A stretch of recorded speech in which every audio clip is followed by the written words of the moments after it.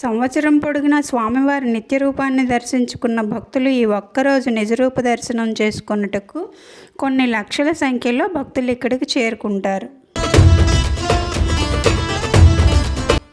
Hello అండి, అందరికీ నమస్కారం. నేను మీ జయ. యాత్ర విశేషాలకు స్వాగతం. ఈరోజు మనం ఈ వీడియోలో మన విశాఖ నగరంలోని సింహాచలం శ్రీ వరాహలక్ష్మీ నారసింహస్వామి వారి చందన యాత్ర గురించి తెలుసుకుందామండి. సంవత్సరానికి ఒకసారి వరాహస్వామికి చందనోత్సవం ఎందుకు చేస్తారు, ముందుగా ఈ చందనోత్సవాన్ని ఎవరు మొదలుపెట్టారు మొదలైన విషయాలన్నీ తెలుసుకుందామండి. ప్రతి ఏటా వైశాఖ శుద్ధ తదియ అంటే అక్షయ తృతీయ రోజున సింహాచలం శ్రీ వరాహలక్ష్మీ నారసింహస్వామి వారికి చందనోత్సవం అంగరంగ వైభవంగా జరుగుతుందండి. ఆ రోజునే స్వామివారి నిజరూప దర్శన భాగ్యాన్ని కలుగజేస్తారండి. స్వామివారికి చందనపు పూత పూసేందుకు అవసరమయ్యే గంధపు చెక్కలను తమిళనాడులోని మారుమూల ప్రదేశం నుంచి తీసుకొని వస్తారు. మేలు రకం గంధాన్ని ఎందుకు ఉపయోగిస్తారండి? చందనోత్సవానికి కొద్ది రోజుల ముందు ప్రత్యేకమైన పూజలు నిర్వహించి గంధపు చెక్కల నుంచి గంధం తీయడం మొదలు పెడతారు. తెల్లవారితే అక్షయ తృతీయ అనగా ముందు రోజు అర్ధరాత్రి నుంచి బంగారు బొరుగులతో స్వామివారి మీద ఉన్న చందనాన్ని తొలగిస్తారు.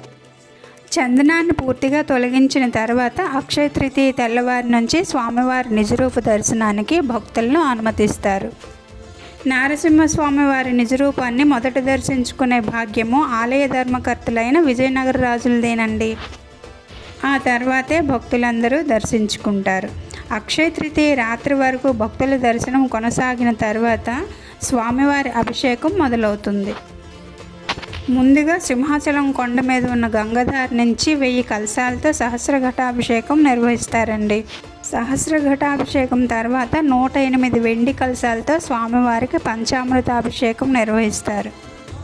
ఆ తర్వాత 3 మణుగులు అంటే 108 కిలోల చందనాన్ని నారసింహస్వామి వారికి లేపనంగా పూస్తారు. ఆ చందన పూతతో స్వామివారి నిజరూపం నుండి నిత్య రూపంలోనికి మారుతారండి. ఈ చందన పూత ఏడాదికి ఒకసారి మాత్రమే జరిగే క్రతువు కాదండి. సంవత్సరానికి 6 సార్లు జరుగుతుంది. ఒక్కొక్కసారి 3 మణుగులు చొప్పున మొత్తం 12 మణుగులు అంటే దాదాపుగా 500 కిలోల వరకు చందనాన్ని స్వామివారికి లేపనంగా పూస్తారండి. గత ఏడాది పూసిన చందనాన్ని భక్తులకు పంచిపెడతారు. సింహాద్రప్పన్నకు ఏడాదికి ఒకసారి చందనోత్సవం ఎందుకు చేస్తారో ఇప్పుడు తెలుసుకుందాము. పాహి శ్రీమన్నారాయణ అని ప్రహ్లాదుడు పిలవగానే గరుత్మంతుడిపై నుండి ఒక ఉదుటిని కిందికి దూకడంతో స్వామివారి పాదాలు పాతాళంలోనికి దిగబడ్డాయట.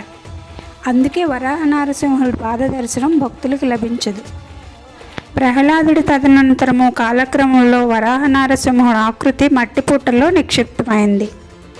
ఆ తర్వాత కొంతకాలానికి పురూరవ చక్రవర్తి తన పుష్పక విమానంలో ఊర్వశితో కలిసి ప్రయాణిస్తుండగా ఆ విమానము సింహగిరిపైకి వచ్చేసరికి ఉన్నట్టుండి ఆగిపోతుంది. ఊర్వశి తన దివ్య దృష్టి ద్వారా తెలుసుకుని ఈ కొండ అత్యంత మహిమాన్వితమైనదని పురూరవ చక్రవర్తికి వివరిస్తుంది. అప్పుడు 12 అడుగుల పుట్టలో స్వామివారు పురూరవ చక్రవర్తికి దొరుకుతారు. స్వామివారికి సంవత్సరం పొడుగునా చందనముతో కప్పి ఉంచి అక్షయ తృతీయ నాడు నిజరూప దర్శనాన్ని భక్తులకు ప్రసాదించమని ఆకాశవాణి కోరుతుంది. స్వామివారు 12 అడుగుల పుట్టలో ఉన్నందుకు గుర్తుగా చందనోత్సవం తర్వాత దశల వారీగా 12 మడుగుల చందనాన్ని సమర్పిస్తూ వస్తున్నారు. అలా పురూరవ చక్రవర్తితో పునరుద్ధరణ జరిగిన చందన సేవ ప్రతి ఏటా అక్షయ తృతీయ నాడు వైభవంగా సింహాచలంలోని అప్పన్న స్వామికి కొనసాగుతుంది. ప్రతి ఏటా అక్షయ తృతీయ నాడు సింహాద్రప్పన్న నిజరూప దర్శనానికి లక్షల కొద్ది భక్తులు సింహాచలం కొండపైకి చేరుకుంటారు. ఇదండి చందనోత్సవం విశేషాలు. వీడియో ఎలా ఉందో కామెంట్ చేసి చెప్పండి. నచ్చితే లైక్ చేసి షేర్ చేయండి. సబ్స్క్రైబ్ చేసుకోవడం మర్చిపోకండి. వాళ్ళకి ఇంతేనండి. ఇంకో మంచి వీడియోతో మళ్ళీ కలుద్దాం. అంతవరకు సెలవండి.